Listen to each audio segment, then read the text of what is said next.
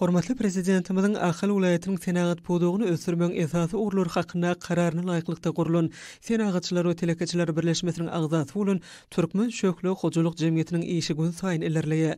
Akbuğday esranyň çägini 2,5 hektar meýdanyna ýerleşýän Türkmen Şökle Hojuluk Jemgyýetine häzirki wagtda önümliň onlarça görüşi öndürilýär. Bu hojuluk jemgyýetine häzirki wagtda plasmasy önümlerinden stollaň, oturguşlaň, guldanlaň, sebetleň, bedereleň, süzgüşleň, legenleň, sabyn gapylarynyň nahar goýulan gutulaň, çekerleň, asgyşlaň, gysgyşlaň, daraklaň, zerzebil atylýan bedereleň, çelekleň, içki turbajaklarynyň, çagy oýna başlarynyň şeýlede önüm gaplamakla niýetlenen torbalaň duruluşlarynyň her günne ýüzlerçesi öndürilip sarpejilere ýetirilýär.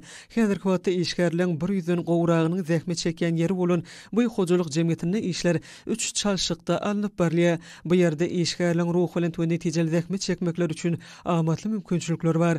Kärhanada öndürilen önümler ýurdumyzyň ähli vilayatlaryna, Aşgabat şäherine ugradylýar. Kärhananyň işçi hünärmenleri döredilýän mümkinçilikler üçin türkmen halkynyň milli lideri Gahrman Arkadamyza, hem arkadaýly Gahrman Serdarmyza hoşallyklaryny beýan edýärler.